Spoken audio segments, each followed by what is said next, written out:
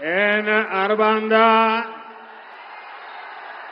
तमिल सगोदर सगोदरगिले वणक्कम। सबसे पहले तो मैं आप सबकी क्षमा मांगता हूं, क्योंकि मैं तमिल में बोल नहीं पाता हूं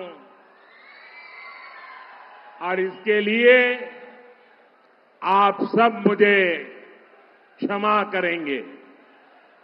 நண்பர்களே, நான் உங்களிடத்தில் இந்த தமிழில் பேசாமல் இருப்பதற்கு உங்களிடத்தில் என்னுடைய வருத்தத்தை தெரிவித்துக் கொண்டு என்னுடைய உரையை நான் ஆரம்பிக்கின்றேன்। दूसरा, 14 अप्रैल को हमारा नववर्ष आरंभ हो रहा है। मैं आप सबको नववर्ष की अनेक अनेक शुभकामनाएं देता हूं और मुझे पक्का विश्वास है कि आने वाला वर्ष तमिलनाडु के विकास की यात्रा को और मजबूत बनाएगा और ये चुनाव उसमें आपका उत्साह उमंग नई ताकत भर देगा। நண்பர்களே, இந்த 2024ஆம் ஆண்டு வர இருக்கின்ற தமிழ் புத்தாண்டு தினத்திற்கு என்னுடைய வாழ்த்துக்களை அத்தனை பேருக்கும் நான் தெரிவித்துக் கொள்கிறேன்। வருகின்ற ஆண்டு நம்முடைய அத்தனை பேருக்கும் வளர்ச்சி மிகுந்த ஒரு ஆண்டாக, மிக சிறப்பானது ஒரு ஆண்டாக அமைவதற்காக நான் உங்கள் அத்தனை பேருக்கும் வாழ்த்துக்களை உங்களோடு நான் பரிமாறிக்கொள்வதிலே மிக்க மகிழ்ச்சி அடைகின்றேன்। जो लोग दिल्ली में बैठे हैं उनको शायद पता नहीं चलता होगा कि वेलूर की धरती, तमिलनाडु की धरती नया इतिहास बनाने जा रही है। டெல்லியில் அமர்ந்தவருக்கு என்ன தெரியும்? வேலூரை இத்தனை பெரிய எழுச்சியான ஒரு கூட்டம் இருந்திருப்பதை இன்றைக்கு அத்தனை பேரும் டெல்லியிலிருந்து பார்த்து கொண்டிருப்பார்கள்। ये आपका प्यार, ये आपके आशीर्वाद, तमिलनाडु के प्रति मेरा जो समर्पण है, उस समर्पण को और अधिक प्रेरणा देते हैं और अधिक पवित्र बना देते हैं। और इसलिए मैं तमिलनाडु के लोगों का जितना अभिनंदन करूं उतना कम है। நண்பர்களே, உங்களுடைய அன்பு அத்தனை எனக்கு இருக்கின்றது, உங்களுடைய ஆசீர்வாதம் எனக்கு இருக்கின்றது। ஆகவே என்னுடைய அத்தனையும் நான் உங்களுக்கு அர்ப்பணமாக செய்து கொண்டு இந்த தமிழ்நாடு தமிழ் மக்களுக்காக என்னுடைய அத்தனையும் நான் வளர்ச்சிக்காக நான் என்னுடைய முழு திறமையை பயன்படுத்த உங்களுக்கு சொல்லிக் கொள்கின்றேன்। वेलूर की ऐतिहासिक, पौराणिक और वीरता से भरी इस धरती को मैं श्रद्धापूर्वक प्रणाम करता हूं। मैं यहां विराजमान जलगंडेश्वर शिव और भगवान मुरुगन के चरणों में नमन करता हूं। ब्रिटिश रूल के खिलाफ इस धरती पर बहुत बड़ी क्रांति हुई थी और वही वेलूर फोर्ट और वेलूर की धरती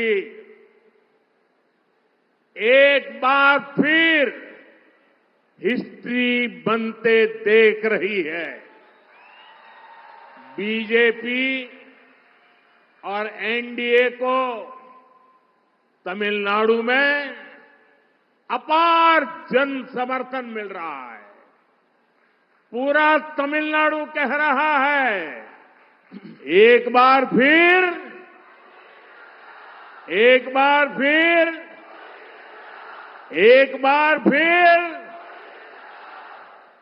நண்பர்களே, இந்த வரலாற்று சிறப்புமிக்க இந்த மிக பழமையான இந்த வேலூர் நகரத்திலே, அதுவும் துணிச்சலுக்கு பெயர் போன, வீரத்திற்கு பெயர் போன இந்த வேலூர் நகரத்திலே நான் தலைவணங்கி உங்கள் அத்தனை பேருக்கு வணக்கத்தை தெரிவித்துக் கொள்கின்றேன்।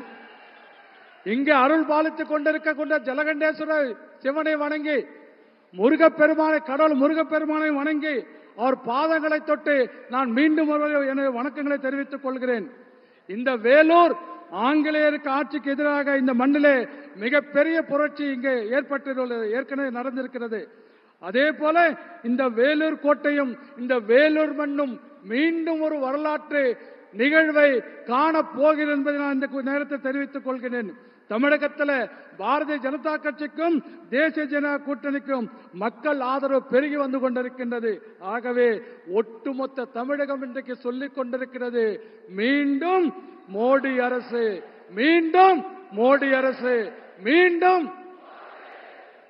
साथियों, हमें मिलकर इस 21st सेंचुरी में अपने भारत को, अपने तमिलनाडु को विकसित बनाना है. बीते 10 वर्षों में एनडीए की सेंट्रल गवर्नमेंट ने डेवलप भारत की फाउंडेशन तैयार की है. आपको याद होगा 2014 के पहले भारत को कैसी नजर से देखा जाता था. हमारी इकोनॉमी वीक थी, देश में बिग या स्मॉल डिसीजंस ही नहीं होते थे, केवल स्कैम्स की खबरें आती थी. जब भी अखबार खोलो स्कैम, जब भी नेता का नाम सुनो स्कैम.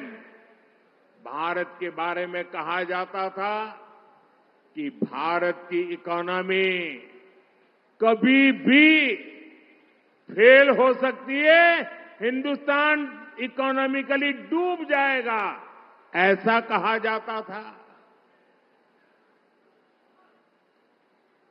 நண்பர்களே, இந்த 21வது நூற்றாண்டிலே நாம் இந்தியாவையும் நம் தமிழகத்திலும் அத்தனை பேரை ஒன்றிணைந்து வளர்க்க வேண்டும். அது மட்டுமல்ல, கடந்த 10 ஆண்டுகளிலே மத்தியில் ஆண்டு கொண்டிருக்கின்ற தேசிய ஜனநாயக கூட்டணி அரசானது நல்ல ஒரு இந்தியாவுக்கான அடித்தளத்தை தயார் செய்து வைத்திருக்கின்றது. ஆனால் 2014ஆம் ஆண்டிற்கு முன்பாக இந்தியா எப்படி இருந்தது நம் அத்தனை பேருக்கும் தெரியும். உலகத்தில் மிகவும் பொருளாதாரத்தில் மிகவும் பலவீனமான ஒரு நாடாக நாம் இருந்து கொண்டிருந்தது. அது மட்டுமல்ல, அந்த 2014 ஆண்டுக்கு முன்பாக மிகப்பெரிய முடிவுகள் இந்த நாட்டில் எதுவும் எடுக்கப்படாமல் இந்த ஆட்சி நடந்து கொண்டிருந்தது. ஆனால் இந்தியாவை பற்றி எங்கு பார்த்தாலும் உலகத்தில் என்ன செய்தி வரும் தெரியுமா? மோசடிகள், இந்தியாவில் நடக்கிற மோசடிகள், இந்தியாவில் நடக்கின்ற ஊழல்கள், இது பற்றி மட்டுமே நமக்கு செய்திகள் வந்து கொண்டிருக்கின்றது. ஆனால் அது மட்டுமல்ல, இந்தியாவுடைய பொருளாதாரம் என்றைக்கு வீழ்ச்சியடையும் என்று உலக நாடுகள் முழுவதும் பேசப்பட்டு வந்திருக்கிற நிலையிலே இதற்கு முன்பாக இருந்த அரசாங்கம் செய்து வந்தது. वही भारत आज दुनिया की एक ताकत बनकर के उभर रहा है. और मुझे खुशी है कि इसमें तमिलनाडु की बड़ी भूमिका रही है. भारत को स्पेस सेक्टर में आगे ले जाने में तमिलनाडु का बहुत बड़ा कंट्रीब्यूशन रहा है. भारत को मैन्युफैक्चरिंग में आगे ले जाने में तमिलनाडु का हार्ड वर्क रहा है. मुझे विश्वास है तमिलनाडु में बन रहा डिफेंस कॉरिडोर इस राज्य को नई ऊंचाई पर ले जाएगा. तमिलनाडु के युवाओं के टैलेंट ने भारत के इकोसिस्टम को भी मजबूती दी है. இந்தியா இன்றைக்கு உலகத்தில் வல்லரசாக மாறி வந்து கொண்டிருக்கின்றது. அது மட்டுமல்ல, மேலும் தமிழகம் இதற்காக வல்லரசாக மாறுவதில் தமிழகத்தின் பங்கு மிகப்பெரிய பங்காக இருப்பது எனக்கு பெரிய மகிழ்ச்சி அளிக்கின்றது. விண்வெளி துறையிலே இந்தியாவை முன்னெடுத்துக் கொண்டு செல்வதிலே தமிழகம் மிகப்பெரிய பங்கை வகித்து வந்து கொண்டிருக்கின்றது. உற்பத்தியிலே இந்தியாவை முன்னோக்கி கொண்டு செல்வதிலே தமிழகம் மிக கடுமையாக உழைத்துக் கொண்டிருக்கின்றது பெரியோர்களே. அதே போல தமிழகத்தில் அமைந்திருக்கின்ற ராணுவ பாதுகாப்பு உற்பத்தி மையங்கள், அதன் மூலமாக பாதுகாப்பு துறையிலே உற்பத்தி செய்வதன் மூலமாக தளவாடங்கள் உற்பத்தி செய்வதன் மூலமாக தமிழகத்தை மிகப்பெரிய ஒரு உச்சத்திற்கு கொண்டு செல்லும் என்று நான் மிகவும் நம்பிக்கையோடு இருந்து கொண்டிருக்கிறேன். அதே போல தமிழர்களுடைய திறமை இந்தியாவினுடைய இந்த அருமையான வளர்ந்து வருகிற சூழலுக்கு மேலும் வலுவை சேர்க்கின்ற வகையில் அமைந்திருப்பதிலே நான் மகிழ்ச்சி அடைகின்றேன். साथियों, एनडीए सरकार बेलूर के लोगों की एस्पिरेशंस को ध्यान में रखते हुए काम कर रही है. उड़ान स्कीम के तहत बन रहा बेलूर का एयरपोर्ट जल्द ही पूरा हो जाएगा. इससे बेलूर एयर कनेक्टिविटी के मैप पर आ जाएगा. इससे यहां पढ़ने वाले स्टूडेंट्स को भी बहुत हेल्प होगी. चेन्नई बेंगलुरु इंडस्ट्रियल कॉरिडोर भी बेलूर से होकर गुजर रहा है. इससे यहां की कनेक्टिविटी मॉडर्न होगी. 2014 के बाद से ही एनडीए सरकार ने इस क्षेत्र में रेलवे के विकास के लिए भी बहुत काम किया है. कई स्टेशनों पर रेलवे प्लेटफॉर्म की लंबाई भी बढ़ाई गई है ताकि ज्यादा लंबी ट्रेनें वहां रुक सके. நண்பர்களே, வேலூர் மக்களுடைய எதிர்பார்ப்புகள் அதை மனதிலே கொண்டுதான் தேசிய ஜனநாயக கூட்டணியுடைய அரசாங்கம் செயல்பட்டுக் கொண்டிருக்கின்றது. அதே போல உடான் திட்டத்தின் கீழே இந்த வேலூர் விமான நிலையம் விரைவில் முடிக்கப்படுவது மட்டுமல்ல, இந்த வேலூரை இந்திய வரைபடத்திலே விமான நிலையம் இருக்கக்கூடிய வரைபடத்திலே கொண்டுகின்ற கட்டாயம் நிச்சயம் சேர்ப்போம் என்று இதன் மூலம் சொல்லிக் கொள்கிறேன். இதன் காரணமாக விமான நிலையம் இங்கு வந்தால் படிக்கின்ற மாணவர்களுக்கு இது மிகவும் உதவியாக இருக்கும் என்று நான் சொல்லிக்கொள்ள ஆசைப்படுகின்றேன். அதே போல சென்னை பெங்களூரு இருக்கின்ற தொழில் வழித்தடம் என்று சொல்லக்கூடிய இண்டஸ்ட்ரியல் கார்டு என்று சொல்லக்கூடிய தொழில் வழித்தடம் வேலூர் வழியாகத்தான் செல்லுகிறது. ஆகவே இதன் காரணமாக இது மிகவும் நவீனமயமான ஒரு ஊராக மாறிக்கொண்டிருக்கும் என்பதை நாம் கண்டுகொள்ள முடியும். 2014 முதல் தேசிய ஜனநாயக கூட்டணி அரசு இந்த பகுதியில் இருக்கிற ரயில்வே துறைக்காக ரயில்வே துறை மேம்பாட்டிற்காக பல்வேறு பணிகளை செய்திருக்கின்றோம். பல ரயில்வே நிலையங்களிலே பிளாட்பார்ம் என்று சொல்லக்கூடிய ரயில் நடைமேடைகளின் நீளம் அதிகரிக்கப்பட்டுள்ளது. ஆகவே அதிதூர ரயில் வண்டிகள் இங்கே நிற்பதற்கு அது ஏதுவாக இருந்து கொண்டிருக்கின்றது.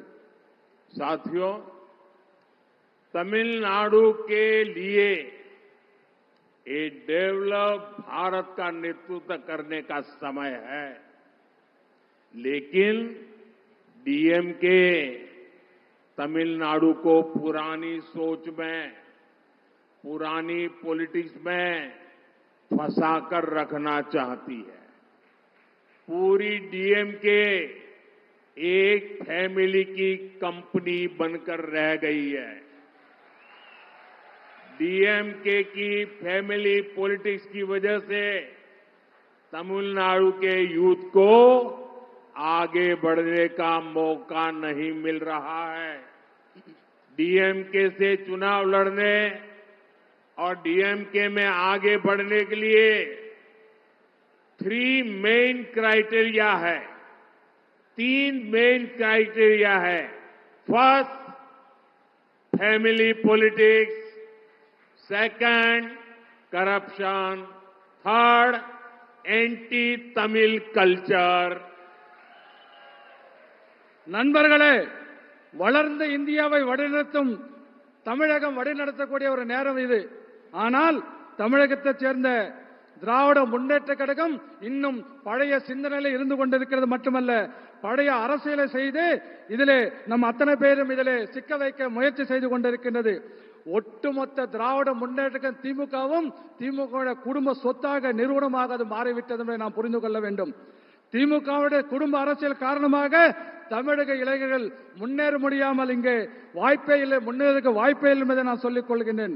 அதே போல திராவிட முன்னேற்ற கழகம் திமுக இருந்து நீங்கள் தேர்தலை போட்டி போடணும்னு சொன்னா அதுல 3 விஷயம் திமுக முக்கியமா வச்சிருக்காங்க. ஒன்னு, நீங்க மிகப்பெரிய குடும்பத்திலிருந்து வந்திருக்க அரசியல் குடும்பத்திலிருந்து வந்திருக்கணும். 2வது, ஊழல் பண்ணணும். ஊழல் தான் மிகப்பெரிய அளவுகோல் உங்களுக்கு தெரிஞ்சிருக்கணும். அடுத்து 2வது. 3வது, தமிழை கலாச்சாரத்தை எதிர்க்க வேண்டும். இது 3ஐயும் வைத்துக் கொண்டு திராவிட முன்னேற்ற கழகம் தமிழகத்தை பின்னோக்கி அழைத்து சென்று கொண்டிருக்கிறது. करप्शन पर तो डीएमके ने पहला कॉपीराइट करवाया हुआ है। पूरी फैमिली मिलकर तमिलनाडु को लूटने का काम कर रही है। अभी खुलासा हुआ है कि सैंड स्मगलर्स ने 2 इयर्स में तमिलनाडु का 4600 करोड़ रुपीस का लॉस किया है। आप कल्पना करिए, पूरे तमिलनाडु में लूट का कितना बड़ा खेल चल रहा है। हम केंद्र सरकार से तमिलनाडु के लिए, विकास के लिए हजारों करोड़ रुपए भेजते हैं। ये पैसा भी डीएमके के करप्शन की भेंट चढ़ जाता है।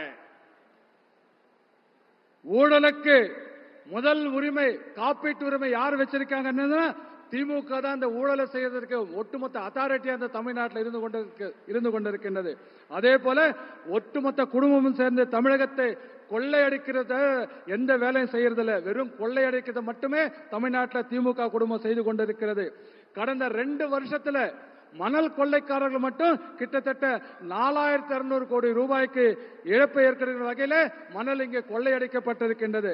அப்படி பார்த்தா கொஞ்சம் கற்பனை பண்ணி பாருங்க, தமிழ்நாடு முழுவதும் எந்த அளவுக்கு இந்த கொள்ளையடிக்கின்ற விளையாட்டு சர்வ சாதாரணமாக நடந்து கொண்டிருப்பதை நாம கொஞ்சம் கற்பனை செய்து பார்க்க வேண்டும். அதே போல தமிழகத்துடைய வளர்ச்சிக்காக ஆயிரக்கணக்கான கோடி ரூபாய்களை மத்திய அரசாங்கத்தை நாம் இங்க அனுப்பிச்சிட்டு இருக்கோம். ஆனா அதை திமுக தன்னுடைய ஊழலுக்காக பயன்படுத்திக் கொண்டு முழுவதுமாக ஊழல் செய்து அதை கழிவறம் செய்து கொண்டிருக்கின்றது.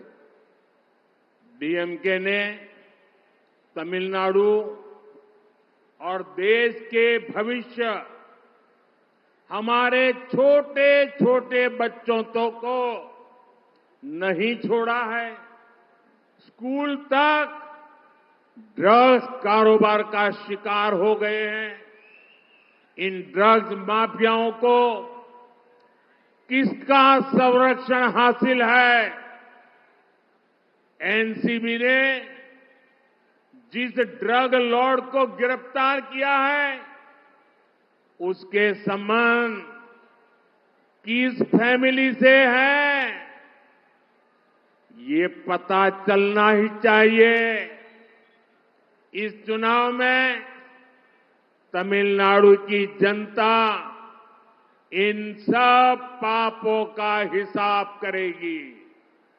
அது மட்டுமல்ல, தமிழகத்திலே எதிர்காலம், நாட்டுடைய எதிர்காலம் இது மட்டும் பாழடிக்கவில்லை. சின்ன சின்ன குழந்தைகள், தமிழ்நாட்டுக்கு சின்ன குழந்தைகளை கூட திமுகவில் காப்பாற்ற முடியவில்லை. காரணம், பள்ளிக்கூடங்களில் இன்னைக்கு போதைப் பொருட்கள் மிக வியாபார கூடமாக இன்றைக்கு பள்ளிக்கூடங்களில் போதைப் பொருள் விற்கப்பட்டு வந்து கொண்டிருக்கின்றது.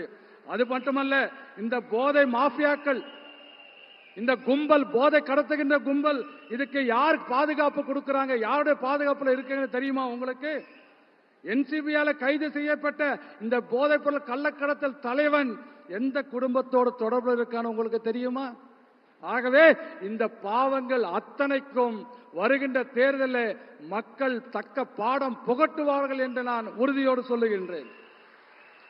साथियों, डीएमके पार्टी की पॉलिटिक्स का मुख्य आधार है डिवाइड, डिवाइड और डिवाइड. ये पार्टी देश के लोगों को भाषा के नाम पर लड़ाती है, क्षेत्र के नाम पर लड़ाती है, धर्म और जाति के नाम पर लड़ाती है. डीएमके को पता है कि जिस दिन लोग डिवाइड एंड रूल की पॉलिटिक्स समझ गए, ये डीएमके को एक वोट नहीं मिलेगा, एक वोट. इसलिए ये लोग को आपस में लड़ाते हैं. मैंने भी ठान लिया है कि डीएमके की इस दशकों पुरानी खतरनाक पॉलिटिक्स को एक्सपोज करके ही रहूंगा. நண்பர்களே, திமுகவோட முக்கியமான அரசியல் குறிக்கோள் என்ன தெரியுமா? பிரித்து ஆளு, மக்களை பிரித்து வைக்க வேண்டும், மக்களை பிரித்து கொண்டே இருக்க வேண்டும். இதுதான் அவருடைய கொள்கையாக நோக்கமாக இருந்து கொண்டிருக்கிறது. இந்த தமிழ்நாட்டுடைய மக்களை மொழியின் பெயராலே பிரித்துக் கொண்டிருக்கிறார்கள். தமிழ்நாடு மக்களை பிராந்தியத்தை உணர்வின் பெயராலே பிரித்துக் கொண்டிருக்கிறார்கள். அதே போல மதத்தின் பெயரால் பிரிவினை செய்து கொண்டிருக்கிறார்கள். ஜாதியின் பெயராலே ஒருத்தருக்கு சண்டை போட்டுக் கொள்வதற்காக திராவிட முன்னேற்ற கழகத்துடைய கட்சி இங்கே வேலை செய்து கொண்டிருக்கிறது. ஆனா ஒரு விஷயம் திமுகவுக்கு தெரியும். என்றைக்கு இந்த பிரித்தாளுகின்ற சூழ்ச்சி மக்களுக்கு, தமிழக மக்களுக்கு புரிந்து கொள்கிறாரோ அன்றைக்கு அவங்க செல்லா காசு ஆகிடுவாங்கன்னு திமுகவுக்கு தெரியும். அதனால்தான் மக்களை உங்களுக்குள்ள நமக்குள்ள சண்டை மூட்டி சண்டை போட்டுக் கொண்டிருந்தால் அவங்க அதுல குளிர்காய நினைக்கிறார்கள் என்பதை நாம் புரிந்து கொள்ள வேண்டும். ஒரு விஷயம் நான் உறுதியோடு சொல்லிக் கொள்கிறேன். திமுக இந்த 50 ஆண்டு காலமாக என்னவெல்லாம் இந்த ஊழல்களை ஒரு மோசமான ஆபத்தான அரசியல் செய்து கொண்டிருக்கிறதோ அதை நான் தொடர்ந்து அம்பலப்படுத்துவதிலே நான் என்றைக்கும் உறுதியோடு இருந்து கொண்டிருக்கிறேன் என்பதை நான் சொல்லிக் கொள்கின்றேன். काशी तमिल संगमम हो, सौराष्ट्र तमिल संगम हो, मेरा प्रयास होता है कि पूरा देश हमारी महान तमिल संस्कृति को जाने। और आज जब मैं वेलूर आया हूं तो मैं काशी का सांसद हूं। आप सबको कहता हूं आप काशी आइए, मैं निमंत्रण देने आया हूं। काशी तमिल संगमम को और शानदार बनाइए। दूसरा, मैं गुजरात में पैदा हुआ हूं, यहां भी गुजरात के बहुत परिवार रहते हैं, सैकड़ों परिवार हैं यहां हमारे कच्छ के। मैं आपको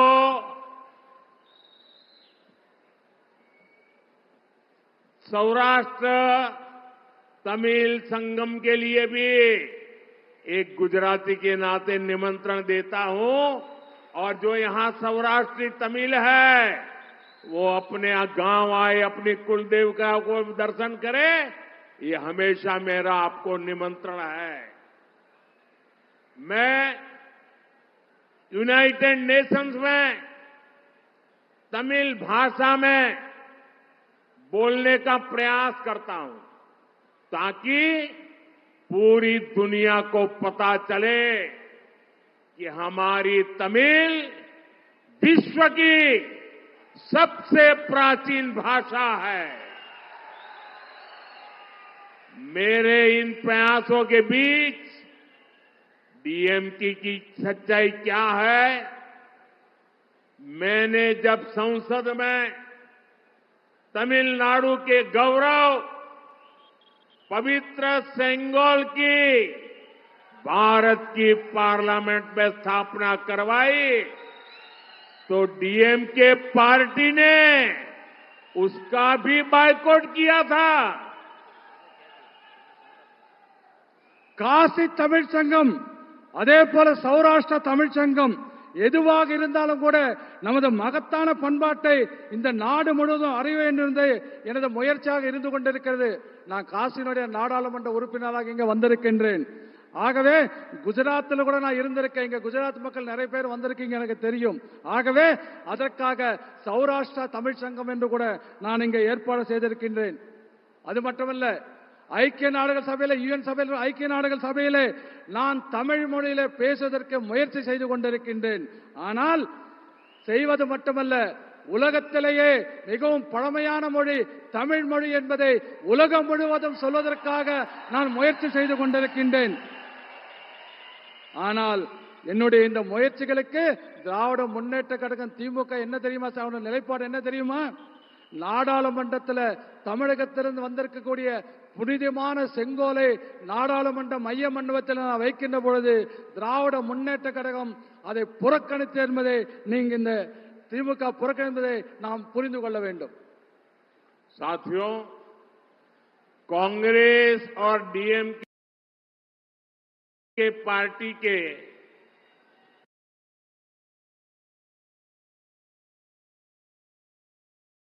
एक और पाखंड की चर्चा आज पूरा देश कर रहा है।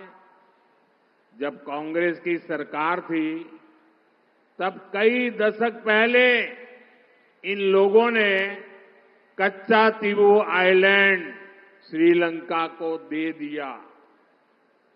किस कैबिनेट में ये निर्णय हुआ, किसके फायदे के लिए फैसला हुआ, इस पर कांग्रेस की बोलती बंद है। बीते वर्षों में उस आइलैंड के पास जाने पर तमिलनाडु के हजारों मछुआरे गिरफ्तार हुए हैं, उनकी बोटें गिरफ्तार कर ली गई है। गिरफ्तारी पर कांग्रेस और डीएमके झूठी हमदर्दी दिखाते हैं, लेकिन ये लोग तमिलनाडु के लोगों को ये सच नहीं बताते कि कच्चा तीवू आइलैंड उन्होंने श्रीलंका को दे दिया और तमिलनाडु की जनता को अंधेरे में रखा था। एनडीए सरकार ऐसे मछुआरों को निरंतर रिहा कराकर वापस ला रही है। इतना ही नहीं, 5 मछुआरों को फांसी की सजा कर दी थी श्रीलंका ने। मैं उनको भी जिंदा वापस लौट के आया था। डीएमके कांग्रेस सिर्फ मछुआरों के ही नहीं बल्कि देश के भी गुनहगार है। நண்பர்களே, இன்று நாடு முழுவதும் காங்கிரஸ் திராவிட முன்னேற்ற திமுகவுடைய ஒரு போலியான முகம் என்று மக்களுக்கு புரிந்து விவாதித்துக் கொண்டிருக்கின்றது. காங்கிரஸ் ஆட்சியில் இருந்தபோது பல ஆண்டுகளுக்கு முன்பாக நம்முடைய கச்சத்தீவை இலங்கைக்கு இவர்கள் தாரை வார்த்து கொடுத்து விட்டார்கள். எந்த அமைச்சரவை இந்த முடிவெடுக்கப்பட்டது நமக்கு அத்தனை பேருக்கும் தெரியும். யாருடைய நலனுக்காக இது எடுக்கப்பட்டது மக்களுக்கு தெரியும். ஆனால் இதை சொல்லாமல் காங்கிரஸ் கட்சி இன்றைக்கு மௌனம் சாதித்துக் கொண்டிருக்கின்றது. அது மட்டுமல்ல, பல ஆண்டு காலமாக தமிழகத்தைச் சேர்ந்த ஆயிரக்கணக்கான மீனவர்கள் அந்த தீவுக்கு அருகே சென்றால் கைது செய்யப்பட்டுக் கொண்டிருக்கிறார்கள். காங்கிரசும் திராவிட முன்னேற்ற கழகம் திமுகவும் இவர்கள் மீது ஒரு பொய்யான அனுதாபத்தை மட்டுமே காட்டிக் கொண்டிருக்கின்றது. ஆனால் கச்சத்தீவு இலங்கைக்கு நாங்கள் தான் கொடுத்தோம் என்ற உண்மை அவர்கள் மக்களுக்கு சொல்வதே இல்லை. இத்தகைய மீனவர்களை கடந்த 10 ஆண்டு காலமாக பல்வேறு முறையிலே தேசிய ஜனநாயக கூட்டணி அரசாங்கம் அவர்களை விடுவித்துக் கொண்டிருக்கின்றோம். அது மட்டுமல்ல, 5 பேர் தூக்கு தண்டனை பெற்ற 5 பேர் தமிழக மீனவர்களை நான் பொறுப்பேற்றுக் கொண்ட பிறகு இலங்கையில் இருந்து அவர்களுக்கு தண்டனை ரத்து செய்து அழைத்து நான் இங்கு வந்திருக்கிறேன் என்பதும் நீங்கள் புரிந்து கொள்ள வேண்டும். அது ஆகவே திமுகவும் காங்கிரசும் மீனவர்களுக்கு மட்டுமல்ல இந்த தமிழ்நாட்டிற்கு துரோகம் செய்தவர்கள் என்பதை நாம் புரிந்து கொள்ள வேண்டும். साथियों, मेरे मन में वेलूर के लिए हमेशा से एक विशेष श्रद्धा रही है। जब मैं गुजरात का सीएम था तब भी मैं श्रीपुरम नारायणी मंदिर यानी गोल्डन टेम्पल आया था। तमिलनाडु तो शक्ति की उपासना करने वाले लोगों की धरती है, लेकिन इंडी अलायंस के लोग इसी शक्ति का भी अपमान करते हैं। आपको याद होगा कांग्रेस के युवराज ने क्या कहा है, हिंदू धर्म में जो शक्ति है वो उस शक्ति का विनाश करेंगे। यही मानसिकता डीएमके की भी है। ये लोग एक सनातन के विनाश की बात करते हैं, राम मंदिर का बहिष्कार करते हैं। நண்பர்களே, வேலூர் மீது எனக்கு எப்போதும் ஒரு தனியான ஒரு மரியாதை இருந்து கொண்டிருக்கிறது. ஏனென்று சொன்னால், நான் குஜராத்தில் முதலமைச்சராக இருந்த பொழுது இங்கு இருக்கக்கூடிய ஸ்ரீபுரம் நாராயண கோயிலுக்கு தங்க பொற்கோயிலுக்கு நான் வருகை தந்திருக்கின்றேன். தமிழ்நாடு பெண் சக்தியை வலுப்பெறுகின்ற பெண் சக்தியை ஆராதிக்கின்ற ஒரு மண்ணாக இந்த மண் தமிழக மக்கள் இருந்து கொண்டிருக்கிறார்கள். ஆனால் இந்தி கூட்டணி மக்கள், இந்து கூட்டணியை சேர்ந்தவர்கள் இதை பெண்களை மதிப்பது மட்டுமல்ல அவமதித்துக் கொண்டிருக்கிறார் என்பதை நாம் புரிந்து கொள்ள வேண்டும். இந்து மதத்தில் இருக்கின்ற பெண் சக்தியை நான் அழிப்பேன் என்று இந்த காங்கிரஸ் கட்சியோட இளவரசர் ராகுல் காந்தி இந்து தர்மத்தை அழிப்பேன், இந்த சக்தியை அழிப்பேன் என்று சொன்னது உங்கள் அத்தனை பேருக்கும் நினைவிருக்கலாம். திமுக மட்டும் ஒன்றும் சரியில்லை, திமுகவுக்கும் அதே மனநிலை தான் உங்களுக்கு. சனாதனத்தை அழிப்பேன் ஒருத்தன் பேசுறான், அதே போல ராமர் கோயிலை புறக்கணிப்போம் என்று இவர்கள் பேசிக் கொண்டிருக்கிறார்கள். डीएमके और इंडी गठबंधन महिलाओं के अपमान में भी पीछे नहीं है। इन्होंने अम्मा जयललिता के साथ कितना गलत व्यवहार किया था, आज भी डीएमके नेता महिलाओं के अपमान में कैसी कैसी भाषा बोलते हैं, ये तो यही वेलूर के लोगों ने ही देखा है। बीजेपी को, एनडीए को दिया आपका आशीर्वाद सनातन शक्ति की रक्षा करेगा और महिलाओं का सम्मान भी बढ़ाएगा। பெண்களை இழிவுபடுத்துவதில் திமுகவும் இந்த கூட்டணியும் ஒரே வாரி கைகொத்து கொண்டு வேலை செய்து கொண்டிருக்கிறார்கள். ஆகவே அவளுக்கு இரு வேறுபாடே கிடையாது. ரெண்டு பேரும் பெண்களை அவமதிப்பதிலே ஒரே கூட்டணியாக இருந்து கொண்டிருக்கிறார். நமக்கெல்லாம் தெரியும் ஜெயலலிதா அம்மாவை எப்படியெல்லாம் இவங்க மோசமாக பேசினாங்க, எப்படி நடத்தினாங்கன்னு நம்ம அத்தனை பேருக்கும் தெரியும். அதே போல இன்றைக்கு கூட திமுகவுடைய தலைவர்கள் பெண்களை இழிவுபடுத்துவதாக பேசிக் கொண்டிருக்கிறார்கள். அதுல வேலூர் மக்களும் நாமளும் நீங்களும் அதை பார்த்திருக்கீங்கன்னு எனக்கு தெரியும். அதே போல பாரதிய ஜனதா கட்சியும் தேசிய ஜனதா கூட்டணிக்கும் உங்களுடைய ஆசீர்வாதம் இருக்கின்ற காரணத்தினாலே இந்த பெண்கள் சக்தியை நாங்கள் பாதுகாப்பது மட்டுமல்ல, பெண்களுக்குரியான மரியாதை நாங்கள் உங்களுக்கு மீட்டுக் கொடுத்து அதிகரிப்போம் என்பதை இந்த நேரத்தில் நான் சொல்லிக் கொள்கின்றேன். साथियों, 19 अप्रैल को तमिलनाडु के सम्मान के लिए, तमिलनाडु के उज्जवल भविष्य के लिए बहुत बड़ा अवसर आने वाला है। वेलूर से श्री एसी षणमुगम, धर्मपुरी से श्रीमती सौम्या अम्बुमणि,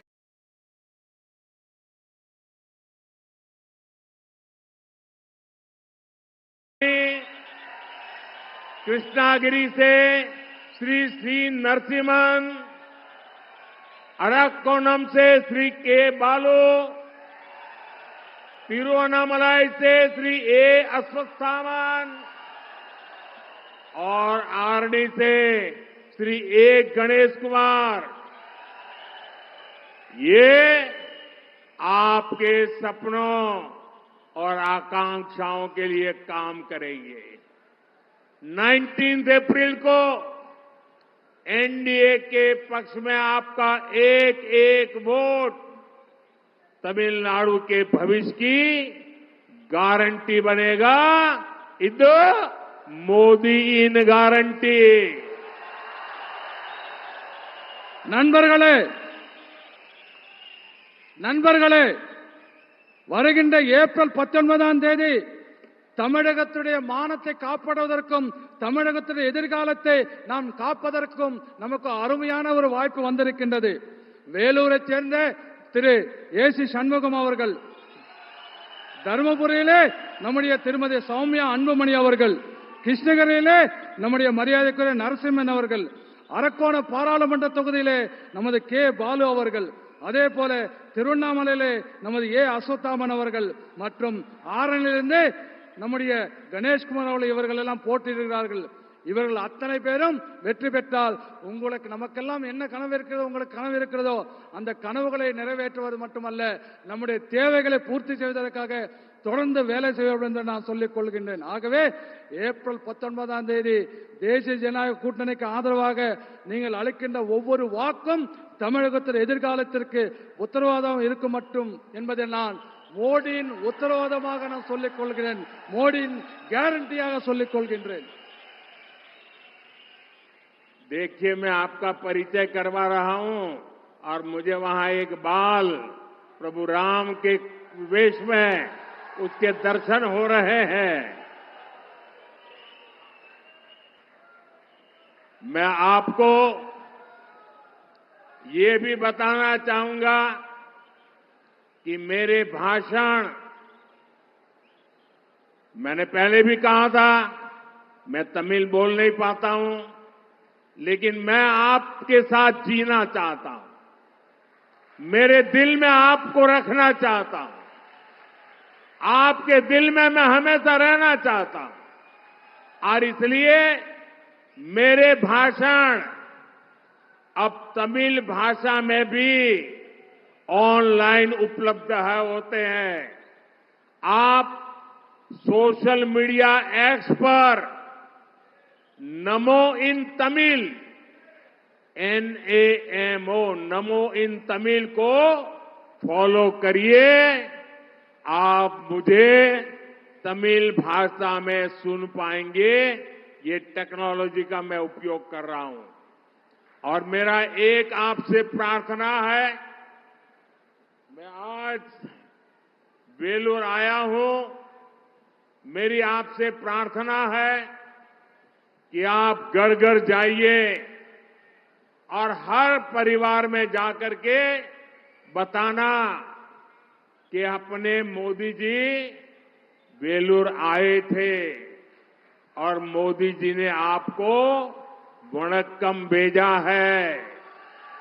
मेरा वणक्कम पहुंचाइए। நண்பர்களே, உங்களுடைய மகிழ்ச்சியெல்லாம் பார்க்கின்ற பொழுது எனக்கு மிகப்பெரிய நம்பிக்கை வந்திருக்கின்றது. இப்பொழுது என்னுடைய உரைகள் எல்லாம் இப்பொழுது உங்களுக்கு ஆன்லைன்ல தமிழ் மொழியில் உங்களுக்கு கிடைக்கிறது என்பதை இந்த நேரத்தில் நான் சொல்ல விருப்பப்படுகின்றேன். சமூக ஊடகங்களில் இருக்கின்ற எக்ஸ் வலைத்தளத்திலே நமோ இன் தமிழ் NAMO நமோ இன் தமிழ் என்ற அந்த இணைப்பை நீங்கள் பின்தொடர்ந்தால் தமிழ் நீங்கள் நான் பேசுவதெல்லாம் தமிழில் கூட கேட்க முடியும். தகவல் தொழில்நுட்பத்தை தமிழை வளர்ப்பதற்கு நான் இப்படியாக நான் பயன்படுத்திக் கொண்டிருக்கிறேன். அது மட்டுமல்ல, நான் வேலூருக்கு வந்திருக்கின்றேன். இதை அத்தனை வீடு வீடாக செல்லுங்கள். வேலூர் பாராளுமன்றத்திலே அத்தனை மக்களுக்கும் சொல்லுங்கள், மோடி வேலூருக்கு வந்திருந்தார், அவருடைய வணக்கங்களை தெரிவித்தார், அவருடைய வாழ்த்துக்களை தெரிவித்தார் என்று ஒவ்வொரு வீடாக சென்று நீங்கள் இந்த என்னுடைய வேண்டுகோளையும் என்னுடைய வாழ்த்துக்களையும் சொல்ல வேண்டும் என்று உங்களை கேட்டுக்கொள்கிறேன். आप सबका इतनी बड़ी विशाल संख्या में हमें आशीर्वाद देने के लिए आए, मैं आपका हृदय से बहुत बहुत धन्यवाद करता हूं। वणक्कम।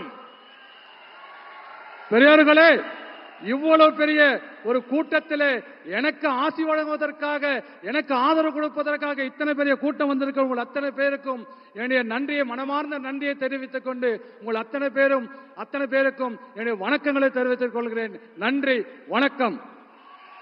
भारत माता की। पूरी ताकत से बोलिए, भारत माता की। எல்லாம் ரெண்டு கையெழுத்து. भारत माता की जय। भारत माता की जय। वंदे वंदे वंदे मातरम। वंदे मातरम। वंदे मातरम। वंदे मातरम। वंदे मातरम। वंदे मातरम। वंदे मातरम।